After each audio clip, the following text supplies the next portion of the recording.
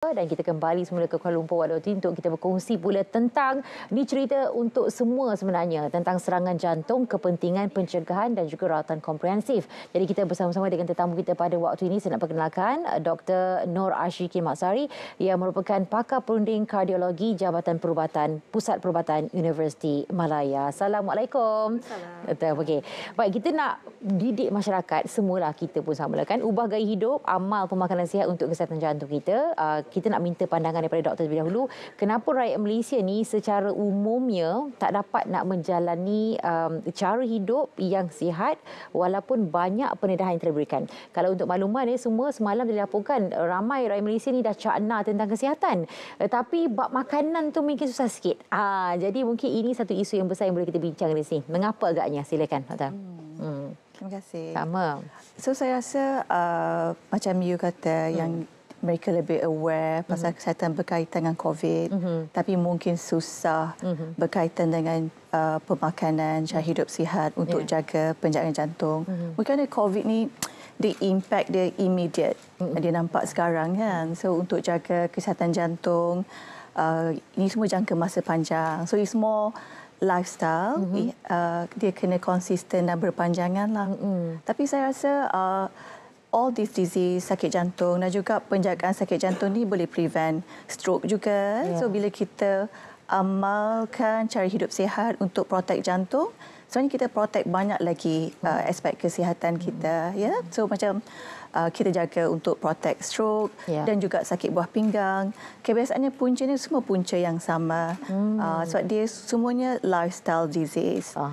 Tapi bila saya takkan cakap pendedahan cukup, pendedahan ni juga just cara kita nak adopt lifestyle tu kena berterusan. Pendedahan pun bagus berterusan. Kita always kena remind people.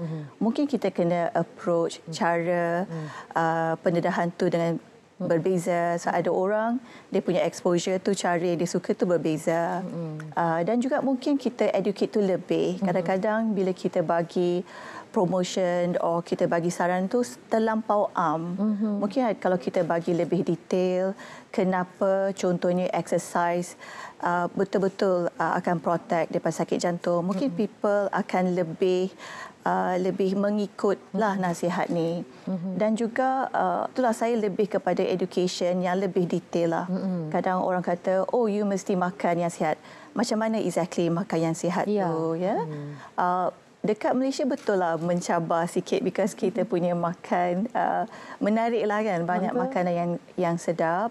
Tapi saya rasa dia because dia adalah lifestyle, kita tak boleh kata tak boleh nak adopt langsung. Kita kena cuba. Satu benda yang kita patut faham tentang menjaga kesihatan ni adalah dia adalah small changes. Untuk jangka masa yang panjang tu efek dia sangat baik. Bermaksud contohnya saya cerita yang kita ni banyak data lah. Biasanya perubatan ni kita bagi nasihat, kita bagi saranan berdasarkan kepada kajian yang telah banyak dilakukan. So untuk sakit jantung, sakit stroke contohnya adalah sakit yang ada di seluruh dunia. So memang kita banyak data, banyak kajian lakukan. So every time kita bagi saranan tu adalah di backup dengan data yang good quality. So apa kita tahu adalah contohnya kalau kita kata cara hidup yang sihat adalah aktif So aktif ni kadang orang bayangkan seperti mesti like strenuous exercise macam atlet. Sebenarnya tidak. Saya bagi contoh je lah. So daripada seorang yang langsung sedentary tapi start to do a bit of exercise ataupun jadi lebih aktif. So dulu semua pun nak drive. Sekarang ni try at least ada jalan sedikit 2 kali seminggu. So the changes pada langsung tak aktif kepada aktif sedikit tu adalah the most benefit. Bila you dah start moderate intensity dan you jadi betul-betul athlete level, the benefit untuk protect jantung tu bukan maksimumnya di situ. Maksimum adalah perubahan yang sedikit itulah. Betul. So bila macam saya bila saya doktor jantung ni, saya jumpa ramailah pesakit jantung lah. But you can see changes, meaning that antara antara ratusan ribuan pesakit you jumpa, siapa-siapa yang adopt lifestyle ni, you akan nampak mereka lebih sihat, tak ada sakit, dan juga the profile of mereka punya kesihatan. Profile meaning biasanya kita akan attribute, kita akan nilai lah you punya tahap kesihatan tu berdasarkan blood pressure, tahap kolesterol, gula. So siapa yang exercise sikit dan ada buat changes, ada usaha tu, beza dia memang ketara. So saya rasa jangan terlampau nak sempurna effort tu, tapi kita kena cuba apa effort yang sesuai untuk kita. Dan hopefully jadi culture lah, sebab kita kadang bila kita ramai-ramai sama-sama lama, kita semua habit tu kita share. Betul. Like in the family. Jadi langkah yang sekecilnya itu mampu untuk mengubah kehidupan kita. Jangan tidak ada langsung langkah, ya. Maknanya kena lakukan sesuatu walaupun sedikit demi gaya hidup yang lebih baik. Okey, kalau kita bercakap tentang tahap rawatan pula di Malaysia, adakah ia setanding juga dengan negara-negara maju? Ya, so kita mampu buatlah macam tahap kepakaran ada, tapi the problem is lah kita punya resources mungkin tak sama lah.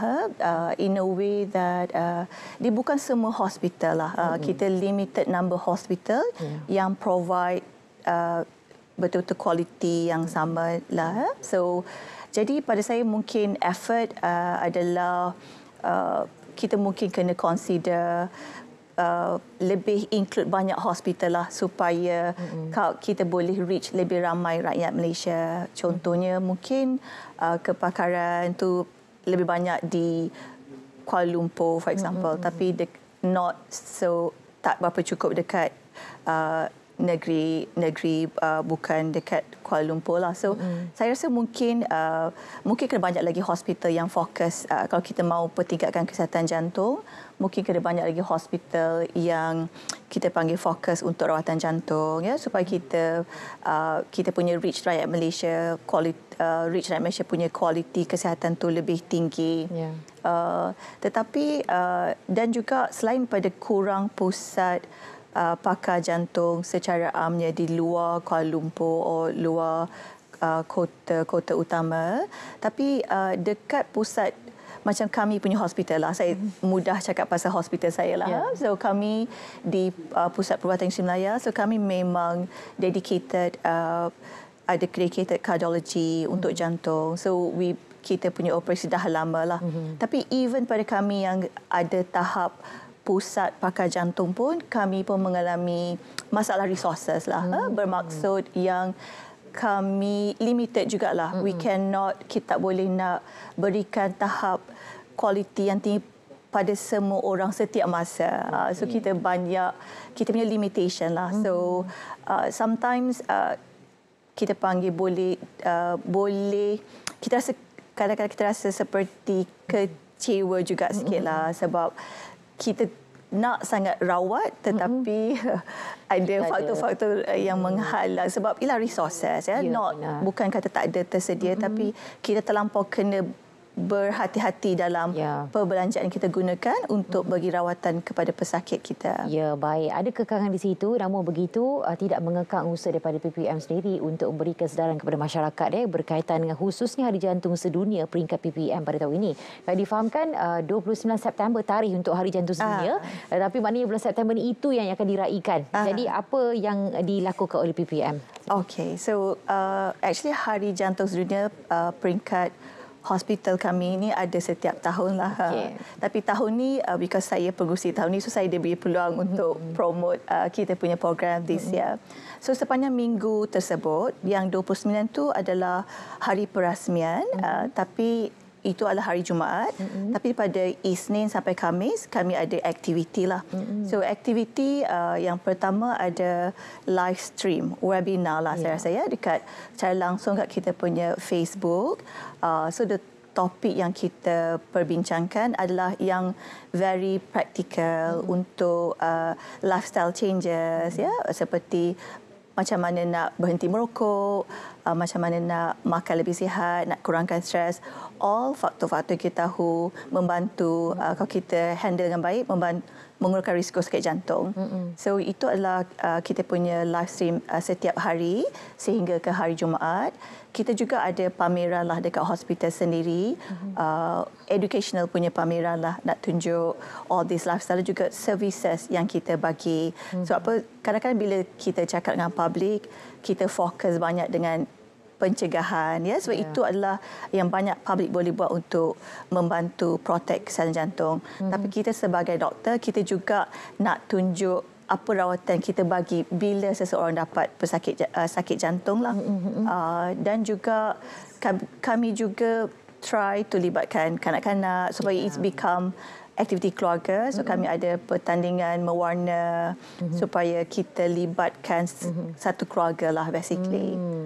So itu antara aktiviti yang kita cuba buat lah. Okey, jadi informasi lanjut macam mana nak peroleh? Saya rasa most informasi adalah dalam Facebook kami lah, Cardiology_UMMC. So information kat situ, kalau nak follow semua program ada dekat situ. Baik, jadi akan semua beri sokongan kepada program langsungkan, terutama sekali apabila kita bercakap tentang serangan jantung ini, yang sememangnya satu perkara yang kita boleh nak sangka dan jangka bila-bila masa saja boleh berlaku kalau kita tidak mengubah dan kita tak buat langkah kecil seperti yang disarankan oleh doktor tadi. Kita ucapkan terima kasih doktor. Dr. Nur Ashlikin Maksari, pakar perunding kardiologi Jabatan Perubatan Pusat Perubatan Universiti Melaya, bersama kita pada waktu ini berkongsi tentang serangan jantung, kepentingan pencegahan dan rawatan komprehensif. Baik, kita nak berehat seketika dan kita akan kembali lagi selepas ini.